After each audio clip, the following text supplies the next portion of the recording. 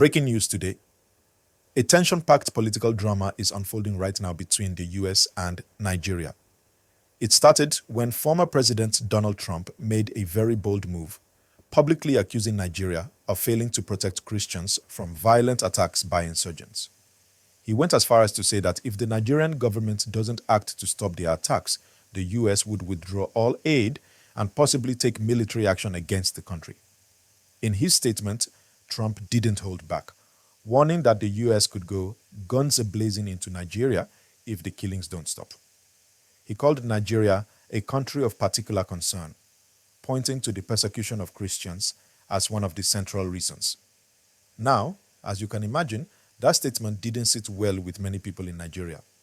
The Nigerian government quickly fired back, rejecting Trump's remarks, emphasizing that the violence isn't as simple as a religious issue. The government argues that both Muslims and Christians are victims of the same security threats, and that the solution is far more complicated than just blaming the government for religious persecution. According to Nigeria's spokesperson, they welcome US assistance, but only if it comes without strings attached, especially when it comes to respecting the country's sovereignty. And now, here comes the twist. Sheikh Gumi, a respected Islamic scholar in Nigeria, has added his voice to the debate. Gumi, who has been very vocal on national security issues, called for Nigeria to sever ties with the United States if Trump doesn't withdraw the threat. According to Gumi, this sort of pressure from a foreign power is unacceptable, and Nigeria should not take these threats lightly. He's urging the Nigerian government to stand firm and defend the country's honor by cutting diplomatic relations if necessary. This comes with significant weight, as Gumi has a strong following in the country, especially in the north where he is well respected. So, what's the big picture here?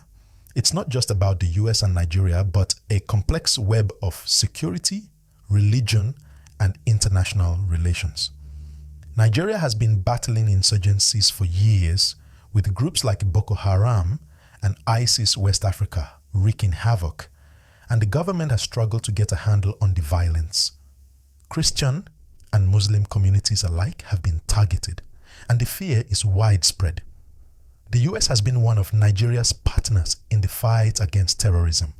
But now, with Trump's comments, there's a real possibility that this relationship could be put on the line. Think about it for a second.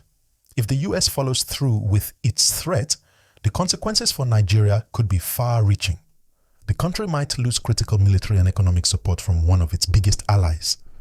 The security forces rely on intelligence and equipment from the US to fight groups like Boko Haram. Losing that support would hurt Nigeria's ability to combat insurgents effectively. And let's not forget that this is about more than just US aid. The geopolitical implications are massive, as a break in relations could change Nigeria's alliances with other global powers and set the stage for a new approach to foreign policy. Now, if Nigeria were to heed Gumi's call and cut ties with the US, what would that mean? It would send a message to the world that Nigeria is willing to stand up for its sovereignty and independence, no matter the cost. But it also comes with risks.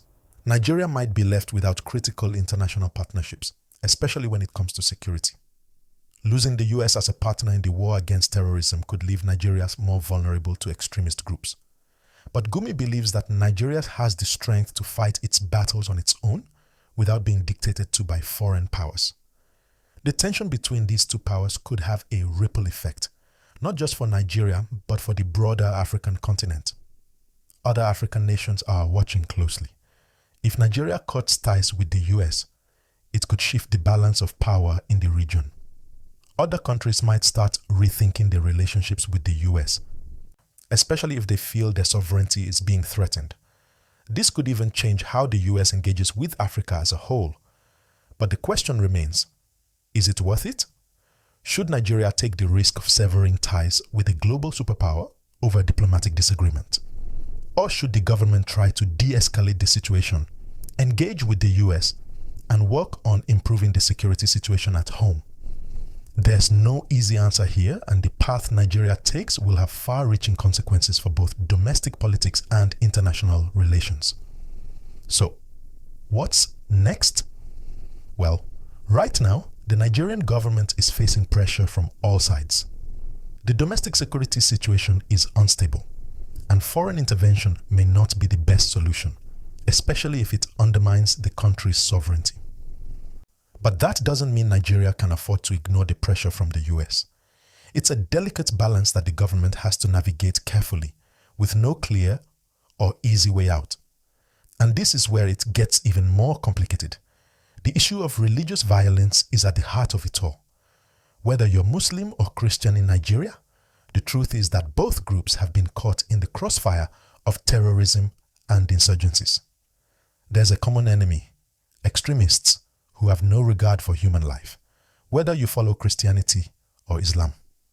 These attacks are not religious wars. They're about power, resources, and control. Yet, because religion is such a defining factor in the Nigerian identity, it's become difficult to separate the two.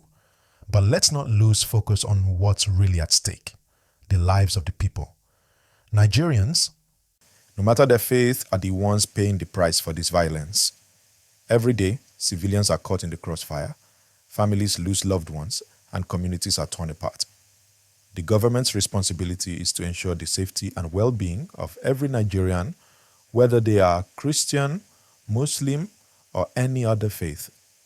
If this external pressure from the US pushes Nigeria to take a stand, it needs to be in the interest of its citizens first and foremost. The Nigerian government has a tough decision ahead of them.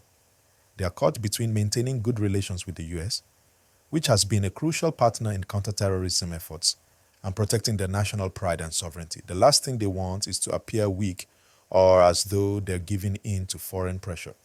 But at the same time, they have to consider the long-term consequences of alienating a superpower like the United States. If they sever ties with the US, Nigeria might lose out on significant military and economic aid, and that could make it even harder to tackle the growing threats of terrorism, banditry, and insurgency. One of the most critical factors here is how the rest of the world will view this situation. If Nigeria and the US sever ties, it's not just about the two countries. It will have a ripple effect across the globe. Other nations, especially in Africa, will be watching closely to see how this plays out.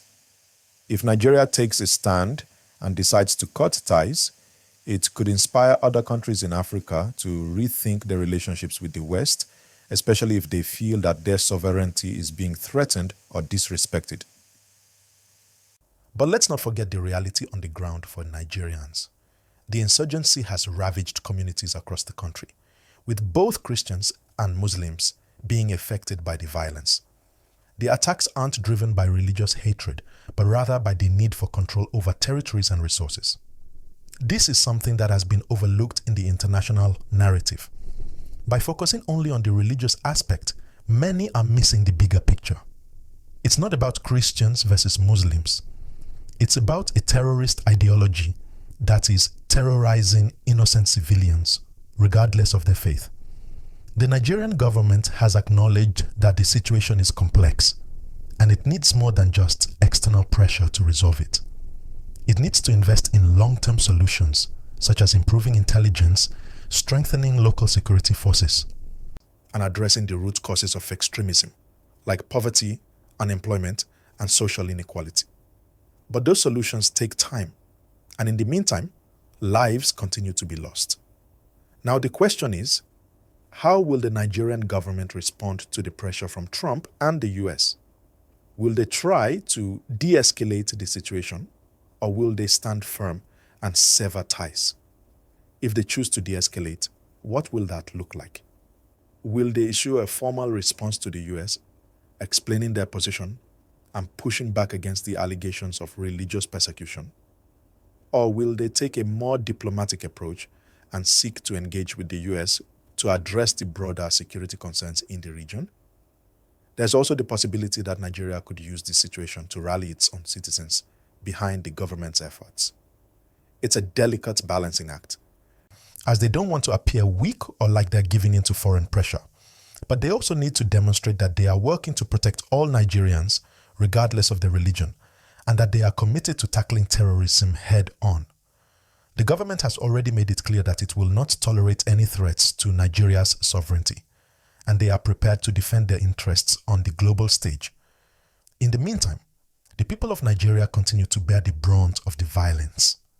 Every day there are reports of new attacks, of villages being overrun by armed groups, and of families being displaced. The government's response so far has been inadequate, and many Nigerians are frustrated by the lack of progress in addressing the root causes of the conflict. It's clear that the government needs to do more to protect its citizens, to ensure that people can live in peace, and to bring an end to the violence that has plagued the country for years. But here's the thing. While the international community can play a role in supporting Nigeria's fight against terrorism, the ultimate responsibility lies with the Nigerian government. They are the ones who need to lead the charge in addressing the security challenges that the country faces. And this is where it gets tricky. The US may have the power to issue threats, but it's Nigeria's own security forces, intelligence agencies, and local governments that need to work together to create a safer environment for everyone. That's where the real change will come from. So, what does all of this mean for Nigerians? It means that they need to stay informed, stay engaged, and continue to demand action from their government. It's not just about international pressures or diplomatic squabbles.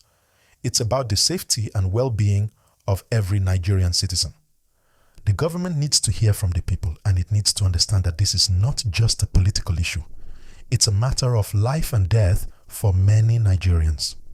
Now let me ask you, the viewers, what do you think should happen next? Should Nigeria cut ties with the US? Or should they try to salvage the relationship? How do we address the security situation in the country? Drop your thoughts in the comments below. And let's keep the conversation going. And hey, if you've been following this story closely, don't forget to hit that like button and subscribe. You definitely don't want to miss out on more in-depth analysis like this. Click the notification bell so you're always in the loop on the latest updates. Thanks for tuning in, and as always, I'll see you in the next one. What about you, the viewers? How do you feel about this? Should Nigeria maintain strong relations with the US, or should it stand firm and defend its sovereignty? Should Gumi's call be taken seriously, or is there a better way forward? Drop your comments below. I'm interested to hear what you think. If you're enjoying this analysis, don't forget to like and subscribe. Trust me, you don't want to miss the latest updates. We're bringing you the news, unfiltered and straight to the point. Click that notification bell so you never miss out on the latest stories. And hey, if you want to dive deeper into the security situation in Nigeria, we have more content coming your way. Stay tuned, and thanks for watching.